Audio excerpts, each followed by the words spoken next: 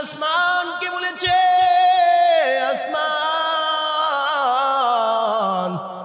তুমি আমার কোরআন বহন করতে পারবা কিনা? আসমান বলে, মালিক আপনার কোরআন বহন করতে পারবো না। জমিনকে আল্লাহ বলেছে, জমিন তুমি আমার কোরআন বহন করতে পারবা কিনা? জমিন বলে, মালিক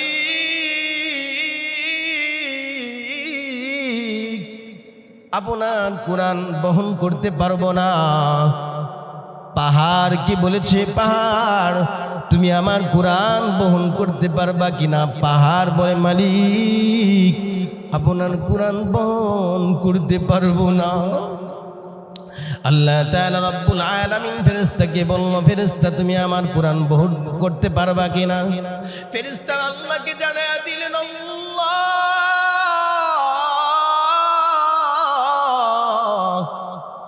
আপনার কোরআন বহন করার মতো আমার ক্ষমতা নাই। আল্লাহ তাআলা রব্বুল আলামিন বলে, এই কোরআন বহন করার মতো দুনিয়ার কোনো মানুষের ক্ষমতা নাই। এই কোরআন বহন করার মতো একজনই আছে, তিনি হলো আমার রাসূল। আল্লাহ তাআলা রব্বুল আলামিন ফেরেশতাকে জানিয়ে দিলেন, ফেরেশতা শুনো, আমার কোরআন পাহাড় বহন করতে পারবে না, আমার কোরআনকে জমিন বহন করতে পারবে না, আমার কোরআনকে ফেরেশতা বহন করতে পারবে না, আমার কোরআনকে বহন করবে বিশ্বনবী জনাবে আতহার সাল্লাল্লাহু আলাইহি ওয়াসাল্লাম। ঠিক কিনা? কিন্তু গভীর মনোযোগ দিয়ে বুঝবেন, একদল আসে শিয়া, কে আছে? শিয়া আছে। শিয়াদের আকীদা সম্পর্কে আছে আলহামদুলিল্লাহ। এখন দেখেন দুনিয়াতে ভাই এক দল করে, আরেক ভাই আরেক দল করে, আরেক ভাই আরেক দল করে। এখন যে দল করে আলহামদুলিল্লাহ, তার দল নিয়ে তিনার দল নিয়ে তিনি ভালো আছে। এখন এই জায়গার ভিতরে আমি যদি তাকে খারাপ বলতে যাই, তার কাছে আমি শত্রু হয়ে যাব। অতএব বলার দরকার আছে, রাজনীতি করার দরকার আছে। মেরে মুহতারাম ভাইও, সারাটা জীবন কওমি মাদ্রাসায় পড়াশোনা করেছি, সারাটা জীবন কওমি মাদ্রাসায় কাটাইলাম। একদিন নয়, 2 দিন নয়, দীর্ঘ 18 বছর পর্যন্ত কওমি মাদ্রাসায় কাটাইলাম। 18 বছর চিন্তা করেছি, যদি ভাইয়ের সাথে ভাই ঝগড়া হয়, ভাইয়ের সাথে ভাই ঝগড়া হলো, কিন্তু ঝগড়া বাড়াইয়া দিব না। ঠিক কিনা? ভাইয়ের সাথে ভাই ঝগড়া হবে, ঝগড়া বাড়াইয়া দিব? বাড়াবো না। ভাইয়ের সাথে ভাই কি করব? মিলিয়ে দিব, যেন ভাই ভাই যেন মিলে যা। শত্রুতা বাড়াইয়া দিব না, কমাইয়া দিব। মেরে মুহতারাম ভাইও, সকলেই অবগত আছেন, রাসূল আতহার সাল্লাল্লাহু আলাইহি ওয়াসাল্লাম কাফেরদের ইহুদিদের সাথে চুক্তি করলেন। কাদের সাথে? রাসূল আল্লাহর নবী ইহুদিদের সাথে চুক্তিবদ্ধ করছে। বলল, মুহাম্মদ আমরা আপনার সাথে চুক্তিবদ্ধ করি। আল্লাহর রাসূল সাল্লাল্লাহু আলাইহি ওয়াসাল্লাম বলেন, আচ্ছা বলো কি বলতে চাও? আল্লাহর রাসূলকে বলল, আমরা আপনার সাথে চুক্তিবদ্ধ করতে চাই। আল্লাহর রাসূল সাল্লাল্লাহু আলাইহি ওয়াসাল্লাম বলেন, আচ্ছা ঠিক আছে। বলল, যদি কোনো দুশমনেরা আমাদেরকে আক্রমণ করতে আসে, দুশমনেরা আমাদেরকে মারতে আসে, হত্যা করতে আসে, দুশমনেরা আমাদেরকে আঘাত করতে আসবে, তোমরা আমাদেরকে সাহায্য করবে। চুক্তি কাদের সাথে করতেছে? ইহুদিদের সাথে করতেছে চুক্তি আল্লাহর রাসূল। আল্লাহর রাসূল বলল, যদি দুশমনেরা আমাদেরকে মারতে চায়, তাহলে তোমরা আমাদেরকে সাহায্য করবে। আর তোমাদেরকে যদি কেউ মারতে আসে, তাহলে আমরা মুসলমান তোমাদেরকে সাহায্য করব। আল্লাহর রাসূল বলল যে আমরা তোমাদেরকে সাহায্য করব, তোমরা আমাদেরকে সাহায্য করবে। মুসলমান বন্ধুগণ, ঘটনাক্রমে রাসূল আতহার সাল্লাল্লাহু আলাইহি ওয়াসাল্লামের উত্তম আদর্শ, রাসূল সাল্লাল্লাহু আলাইহি ওয়াসাল্লামের ব্যবহার, এত সুন্দর আচরণ দেখিয়া ইহুদিগুলা মুসলমান হইতেছে, কালিমা পড়ে মুসলমান হইতেছে। আল্লাহর রাসূলের এত সুন্দর আদর্শ, এত সুন্দর আচরণ, আল্লাহর রাসূলের এত সুন্দর আখলাক, এত সুন্দর চরিত্র দেখা আল্লাহর রাসূলের সংখ্যা, আল্লাহর রাসূলের জামাত খালি বেড়েই যাচ্ছে, লোকের সংখ্যা খালি বেড়ে যাচ্ছে। ইহুদিরা চিন্তা করলো, না, এটাও হতে পারে না। মুহাম্মদ, আব্দুল্লাহর বেটা মুহাম্মদ, আব্দুল্লাহর বেটা মুহাম্মদের সংখ্যা বেড়ে যাচ্ছে, বেড়ে যাচ্ছে। ইহুদিদের এটা মানে ভাল লাগছে না, হিংসা করতেছে ইহুদিরা। তো আল্লাহর রাসূল সাল্লাল্লাহু আলাইহি ওয়াসাল্লামকে ইহুদিরা দাওয়াত দিয়েছে। বলেন না, কি করেছে? দাওয়াত দিয়েছে। আল্লাহর রাসূলকে দাওয়াত দিয়েছে ইহুদিরা। আল্লাহর রাসূল কি করলেন? দাওয়াত গ্রহণ করছে। বলেন না সুবহানাল্লাহ। আল্লাহর রাসূল তো জানে না এরা আমাকে হত্যা করবে, এরা আমাকে শহীদ করবে, এটা তো রাসূল জানে না। রাসূল কি গায়েবের খবর জানে? জানে না এটা। বন্ধুগণ শুনেন গভীর মনোযোগ দিয়া, আল্লাহর রাসূল সাল্লাল্লাহু আলাইহি ওয়াসাল্লাম ইহুদিদের দাওয়াত গ্রহণ করলেন। দাওয়াত গ্রহণ করে দাওয়াতে চলে গেছে ইহুদিদের। আল্লাহর রাসূল সাল্লাল্লাহু আলাইহি ওয়াসাল্লাম সাহাবায়ে কেরামকে সঙ্গে নিয়ে গেছে। আবু বকর, ওমর, উসমান, সমস্ত সাহাবায়ে কেরামকে দাওয়াতে আল্লাহর রাসূলের সঙ্গে বললেন, চলো তোমরা আমার সঙ্গে চলো। ইহুদিরা দাওয়াত দিয়েছে, ইহুদিদের দাওয়াত রক্ষা করতে। কি করতে? ইহুদিদের দাওয়াত রক্ষা করতে চলো। তো এখন ইহুদিদের দাওয়াতে আল্লাহর রাসূল গেছে। যাওয়ার পরে ইহুদিরা বলতেছে যে মুহাম্মদ, আমরা আপনার সাথে কিছু পার্সোনাল কথা বলবো। মানে আছে না কিছু মানুষ যে আপনার সাথে আমি পার্সোনাল কথা বলবো। তো আচ্ছা ঠিক আছে, বলছে যে না, সাহাবায়ে কেরাম থাকতে পারবে না, তাদেরকে সরাইয়া দিন। সাহাবায়ে কেরামকে আল্লাহর রাসূল বলল, আবু বকর, ওমর, আবু বকর উমরকে বললেন, উমর যাও, ইহুদিরা আমার সাথে পার্সোনাল ভাবে কথা বলবে, তোমরা আমার থেকে একটু দূরে চলে যাও। সাহাবায়ে কেরাম চিন্তা করলো, সাহাবায়ে কেরাম চিন্তা করলো, বুঝি না বিষয়টা কি, আমাদেরকে দূরে সরায় দিল আল্লাহর রাসূল। রাসূল ইহুদিদের সাথে পার্সোনাল কথা বলবে, ব্যাপারটা বুঝলাম না। মনে হয় গাবলা আছে, মনে হয় এদের ভিতরে গাবলা আছে, আল্লাহর রাসূলকে এরা মেরে ফেলবে। আল্লাহর রাসূল রাহমাতুল লিল আলামিন নবীকে এরা মেরে ফেলবে, গাবলা আছে। ঘটনা কবে? আল্লাহর রাসূল সাহাবায়ে কেরামকে পাঠিয়ে দিলেন, আল্লাহর রাসূলকে ভিতরে নিয়ে গেছে, একটা দেওয়ালের কাছে বসাইছে। কি করছে? দেওয়ালের কাছে আল্লাহর রাসূলকে বসাইছে। বসানোর পর আল্লাহর রাসূল সাল্লাল্লাহু আলাইহি সাল্লামের সাথে কিছু কাফেররা কথা বলতেছে, আরেকজন কাফেররে পাঠাইছে, ইহুদিকে পাঠাইছে। কিছু ইহুদি কি করতেছে? আল্লাহর রাসূলের সাথে গল্প করতেছে, আর একজন ইহুদিকে পাঠাইছে উপর থেকে আল্লাহর রাসূলের মাথায় পাথর মারার জন্য। বলেন না নাউজুবিল্লাহ। দেখেন ইহুদিরা কত বড় দুশমন, আল্লাহর রাসূলের কত বড় গাদ্দার দুশমন ইহুদিরা।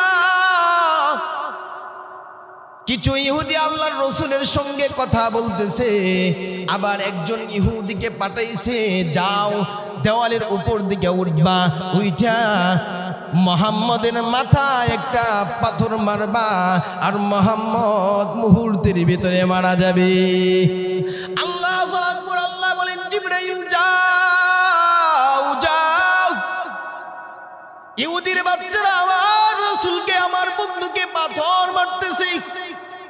ইহুদির বাচ্চারা, ইহুদিরা আমার বন্ধুকে পাথর মারবে, উপর থেকে পাথর মারবে। আল্লাহর রাসূল সাল্লাল্লাহু আলাইহি ওয়াসাল্লামকে যখন পাথর মারবে, আল্লাহ তাআলা জিবরাইলকে পাঠাইছে, জিবরাইল যাও যাও, এরা যেন আমার বন্ধুকে যেন ইহুদিরা পাথর যেন না মারতে পারে। মুসলমান বন্ধুগণ, এই জন্য বলতেছিলাম শিয়া বিষয়টা, শিয়াদের আকীদা সম্পর্কে বলতেছিলাম। মুসলমান বন্ধুগণ, আল্লাহর রাসূলকে ইহুদিরা পাথর মারতে পারলেন না। জিবরাইল আলাইহিস সালাম খারা, জিবরাইল আলাইহিস সালাম খারা, বলতেছে, ইয়া রাসূলুল্লাহ কি করতেছেন? উপর থেকে পাথর মাইরা আপনাকে শহীদ করবে, এখান থেকে ভাগেন। রাসূল এখান থেকে বের হন, এরা পাথর মারবে। আল্লাহর রাসূল সাল্লাল্লাহু আলাইহি ওয়াসাল্লাম এখান থেকে চলে গেলেন। রাহমাতুল লিল আলামিন নবী চলে যাওয়ার পর মদিনা থেকে ইহুদিদেরকে বের করে দেওয়া হলো। এখন ইহুদিরা মদিনা থেকে বের করার পরে কোথায় যাবে? গিয়েছে খাইবারে। ইহুদিরা খাইবারে গিয়েছে। ওই জায়গার ভিতরে খাইবারে যাওয়ার পরে এখন চিন্তা ফিকির করতেছে যে মুহাম্মদকে, এই মুহাম্মদের যে আকাশচুম্বী জনতা বেরিয়ে যাচ্ছে, মুহাম্মদের জয়গান, মুহাম্মদের কালিমা পুরো পৃথিবীতে ছড়িয়ে যাবে। অতএব বন্ধুগণ, মুহাম্মদের কালিমা কেমনে নিবানো যায়, মুহাম্মদের সেই দলকে মাটির সাথে ধূলিসাৎ কিভাবে করা যায়, এই চিন্তা ফিকির করো। যদি মুহাম্মদকে না মারতে পারো, যদি মুহাম্মদের সাহাবীদেরকে, মুহাম্মদের সৈনিকদেরকে যদি না মারো, দুনিয়ার থেকে না মুছো, তাহলে মনে রাখবা এই কালিমার পতাকা, কালিমার দাওয়াত পুরা পৃথিবীতে ছড়িয়ে পড়বে। অতএব মুহাম্মদ আব্দুল্লাহর বেটা মুহাম্মদকে দুনিয়াতে রাখা যাবে না। বলেন না নাউজুবিল্লাহ। রাখে আল্লাহ, মারে কে? বলেন, আল্লাহ যদি রাখে তাহলে মারতে পারবে কেউ? দুনিয়ার কোন মানুষের ক্ষমতা নাই। আল্লাহ তাআলা রব্বুল আলামিন বলে, আমি আল্লাহ তাআলা যদি আমার রাসূলকে বাঁচায় রাখি, দুনিয়ার কোনো মানুষ আমার বন্ধুর কোনো ক্ষতি করতে পারবে না। ঠিক কি না? এখন মুসলমান বন্ধুগণ, যেহেতু সময় কম, এই জন্য সংক্ষিপ্ত আকারে আলোচনা করব ইনশাআল্লাহ। মুসলমান বন্ধুগণ, এখন তো ইহুদিদেরকে বের করে দিয়েছে আল্লাহর রাসূল, তারা খাইবারে গিয়েছে। যাওয়ার পরে তারা দল গঠন করেছে কিভাবে মুহাম্মদকে শেষ করা যায়। সেই দলের ভিতরে কে ছিল? সেই দলের ভিতরে কুখ্যাত একটা সন্ত্রাস ছিল, আব্দুল্লাহ ইবনে সাবের। মনে রাখবেন, মুসলমান কখনো তরবারির বলে যুদ্ধ করে না, মুসলমান যুদ্ধ করে ইমানের বদলতে, ইমানের পাওয়ারে। কাফেররা চিন্তা করলো, আচ্ছা মুসলমানের যে এই শক্তি কিভাবে আসলো? এখন তারা গবেষণা করলো। একদিকে হলো মুসলমানের সৈন্য হচ্ছে, মুসলমানদের সংখ্যা হচ্ছে 313 জন। 313 জন মুসলমানের সঙ্গে 1000 কাফের পারল না। কাফেররা চিন্তা করলো, আমরা হলাম 1000 বাহিনী, আর মুসলমানের বাহিনী, মুহাম্মদের বাহিনী হলো 313 জন, পারে নাই। কিভাবে মুসলমানদের সাথে লড়াই করা যায়, যুদ্ধ করা যায়, কিভাবে বিজয় অর্জন করা যায়? আল্লাহ যদি বিজয় দান না করে, তাহলে কাফেরদের কোনো শক্তি আছে কিনা? আরে মুসলমানদের পক্ষে তো আমার রব আছে। মুসলমানের পক্ষে কে আছে বলেন বন্ধুগণ?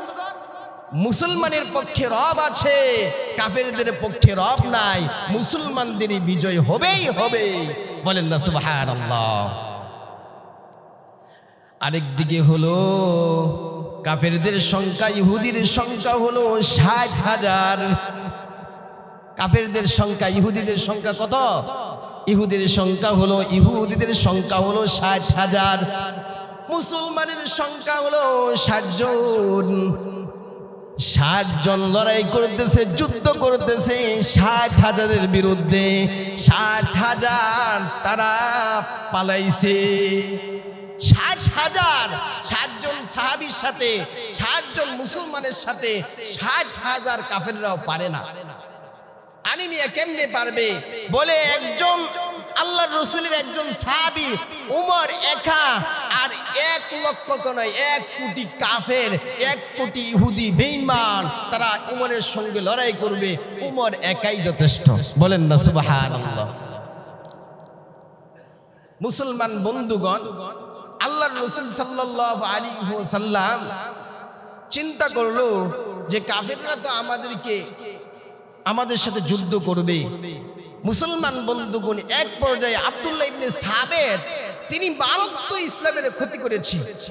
আব্দুল্লাহ ইবনে সাবেত তিনি ছিল সিরিয়ায়। কোন জায়গায়? ইয়ামানে ছিল। তিনি ছিল কোথায়? ইয়ামানে ছিল। মুসলমান বন্ধুগণ, তিনি চমৎকার কি করছে? ইসলামের ক্ষতি করেছে। আব্দুল্লাহ ইবনে সাবেত তিনি মুনাফিকের দল, বুঝেন না? আব্দুল্লাহ ইবনে সাবেত ওই যে ইহুদিদের দল, তিনি প্রথম ছিল ইয়ামানে। ইয়ামান থেকে তাকে কি করলো? বের করে দিয়েছে। তারপরে আব্দুল্লাহ ইবনে সাবেত গেছে মদিনায়, মদিনার থেকে বের করে দিয়েছে।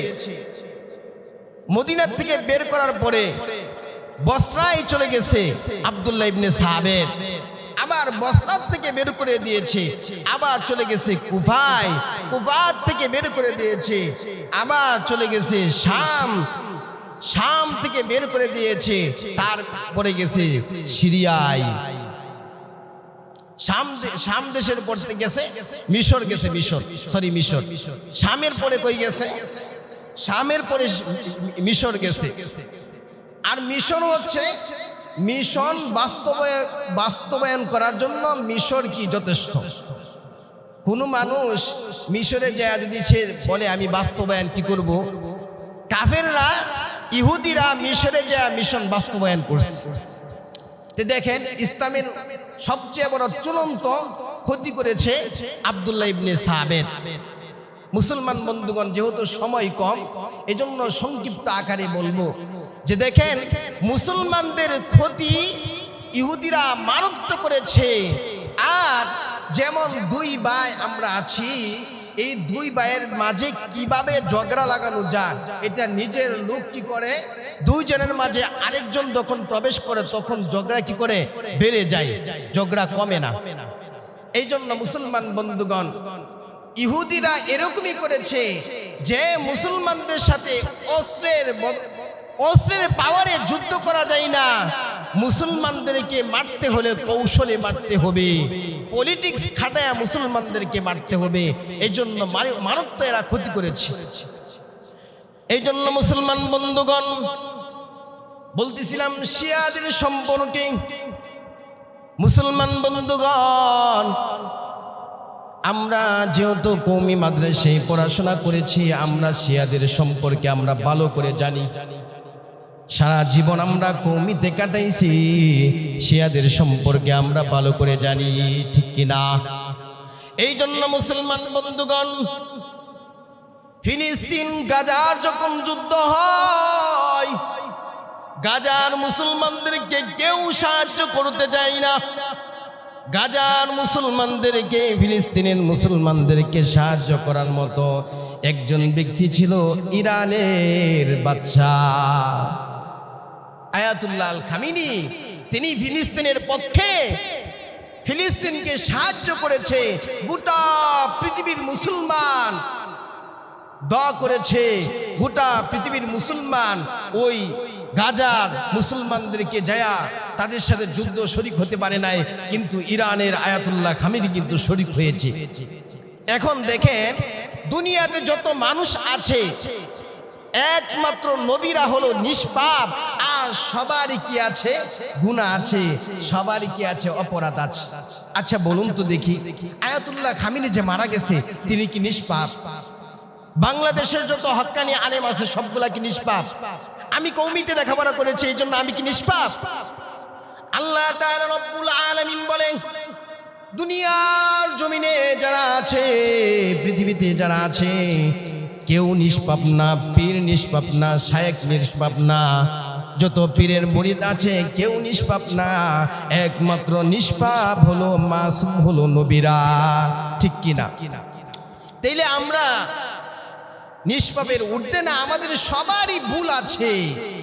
এখন দেখেন আপনারা সকলেই অবগত আছেন, আয়াতুল্লাহ খামেনি যখন ইন্তিকাল করলেন 131 দিন পরে আয়াতুল্লাহ খামেনির দাফন দিয়েছে, দাফন কাফন করেছে 131 দিন পরে। এখন একজন ব্যক্তি আমাকে প্রশ্ন করলো, হুজুর মানুষ মৃত্যুর পর মাসআলা কি, যে মানুষ মৃত্যুর পর দ্রুত দাফন কাফন করা, তাহলে আয়াতুল্লাহ খামেনিকে এত দেরি কিসের জন্য করলো? 131 দিন দেরি কিসের জন্য করলো? বা এখানে একটা মাসআলা আছে। আমি ইরানের পত্রিকা গবেষণা, ইরানের বিষয়গুলো আমি একটু দেখলাম, একটু আমি গবেষণা করলাম, যে দেখলাম যে 131 দিন আগে ইরানের আয়াতুল্লাহ খামেনি, ইরানের রাষ্ট্রনায়ক আয়াতুল্লাহ খামেনি মারা গেছে ঠিকই, শহীদ হয়েছে ঠিকই, কিন্তু মেরে মুহতারাম বায়ু, আয়াতুল্লাহ খামেনি তিনি শিয়াকে অনুসরণ করে, এটা সকলেই জানি। কিন্তু দেখেন তিনার বালা গুণগুলো, তিনার যেই ভালো গুণগুলো আজকে বাংলার মুসলমান, পৃথিবীর মুসলমান যদি তিনার খারাপ গুণগুলা যদি ধরে, ভালো গুণগুলা যদি না ধরে, তাহলে বলুন তো দেখি এটা ঠিক হবে কিনা?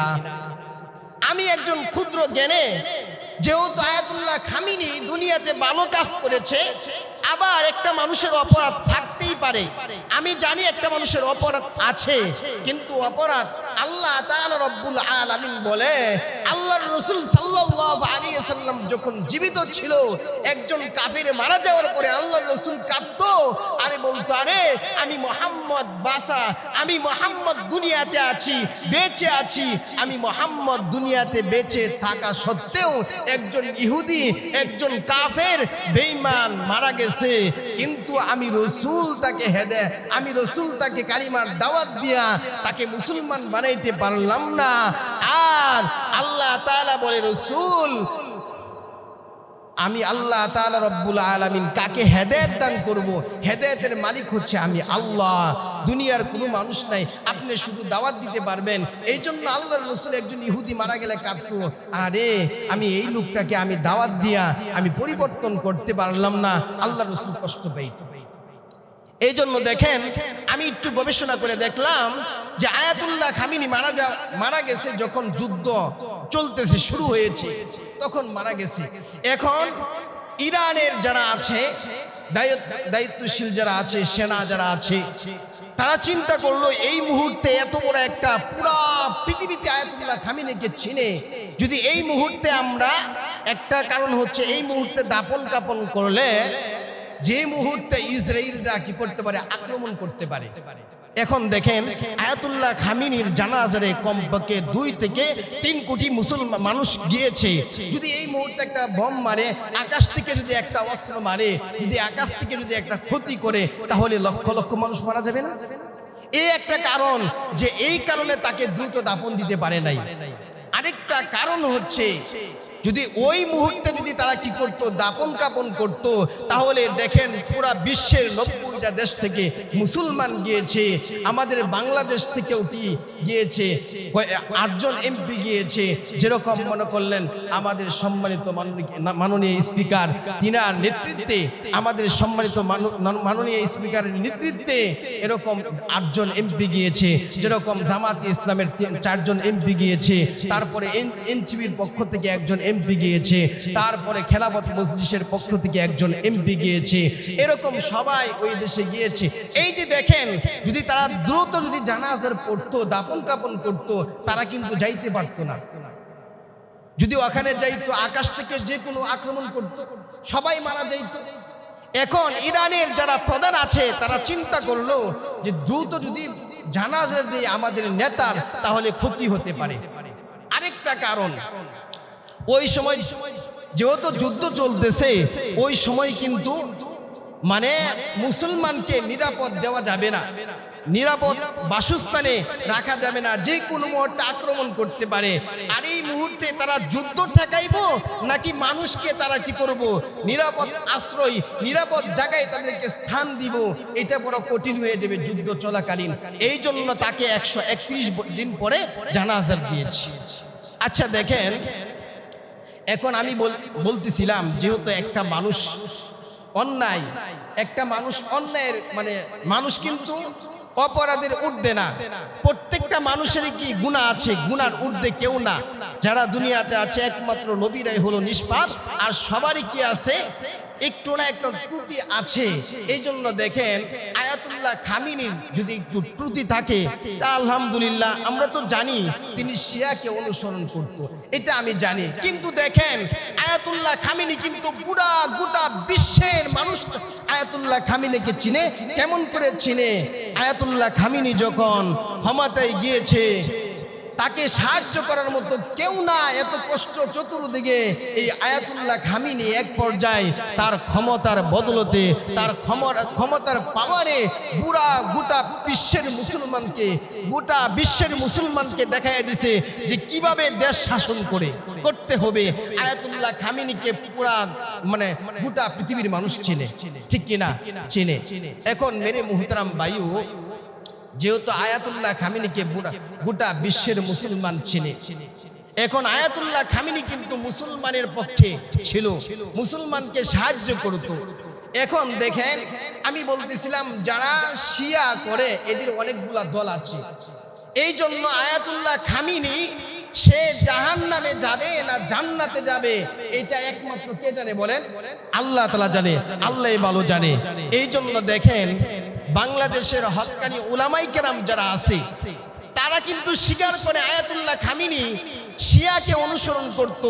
এই জন্য কিন্তু তারা সরাসরি কিন্তু এই কথা বলে না যে আয়াতুল্লাহ খামিনি জাহান্নামে গেছে, কারণ হক্কানি উলামায়ে কেরাম কিন্তু জান্নাত জাহান্নামের মালিক না, জান্নাত জাহান্নামের মালিক হচ্ছে আল্লাহ। এই জন্য বাংলাদেশের যেমন এই যে আপনার আহলে হাদিসের কিছু আলেম আছে, কিছু বায়েরা আছে, আহলে হাদিসের কিছু বায়েরা আছে, এরা আয়াতুল্লাহ খামিনিকে সরাসরি কাফের বলতেছে, সে মুসলমান না। আমি বলবো ভাই, ঠিক আছে, আয়াতুল্লাহ খামিনির একটা অপরাধ করেছে, এখন যদি আল্লাহ তাআলা মাফ করে তাহলে সে মাফ পাবে, যদি আল্লাহ মাফ না করে সে মাফ পাবে না। এটা মাফ করার ক্ষমতা কার হাতে? আল্লাহর হাতে। কিন্তু আয়াতুল্লাহ খামিনি যে মুসলমানদেরকে সাহায্য করেছে, এটা তো মিথ্যা বলতে পারবো না, কারণ আমি একজন কওমির আলেম হইয়া আমি ওইটা বলবো। যখন ইরানের নেতা আয়াতুল্লাহ খামিনি ফিলিস্তিনের মুসলমান, গাজার মুসলমানদের দিকে যখন মা বোনদেরকে নির্যাতন করতেছে, কষ্ট দিতেছে, তখন কি করছে? আয়াতুল্লাহ খামিনি সাহায্য করছে। মুসলমান বন্ধুগণ, যখন গাজার মুসলমানদেরকে চতুর্দিক থেকে মুসলমানদেরকে কষ্ট দিতেছে, কেমন কষ্ট দেয় মুসলমান বন্ধুগণ, গভীর মনোযোগ দিয়ে শোনেন। একটা মা সন্তান, দুনিয়াতে সন্তান ভূমিষ্ঠ হবে, সন্তান গর্ভে, মায়ের গর্ভে একজন মুসলমান নারী বলতেছে, ইসরায়েলি সেনাকে বলতেছে, তোমরা আমাদেরকে একটু সুযোগ দাও, আমার একজন বোন কিছুক্ষণ পর, হয়তো বুঝি কিছুক্ষণ পরে সন্তান দুনিয়াতে ভূমিষ্ঠ হবে, আমাদেরকে একটু সাহায্য করো, আমাদেরকে একটু কি করো, রক্ষা করো, আমাদের উপরে একটু সাহায্য করো, আমাদেরকে আর তোমরা বেরো না। মুসলমান নারী যখন একজন ইহুদি, সেই বেঈমানের কাছে, ইহুদির কাছে, বেঈমানের কাছে, ইসরায়েলের কসাইয়ের কাছে সাহায্য চাইল। মুসলমান বন্ধু, একটা মা সন্তান গর্বে, সন্তানের ব্যথা, যখন সন্তান ভূমিষ্ঠ হওয়ার ব্যথা, মনে করেন কি ব্যথা। বলে এই ব্যথা যদি কোনো মানুষের হাড়ে দেওয়া হয়, ওই হাড়টা মুহূর্তের ভিতরে চূর্ণ হয়ে যাবে। এত কষ্ট সন্তান দুনিয়াতে আসলে, এত কষ্ট।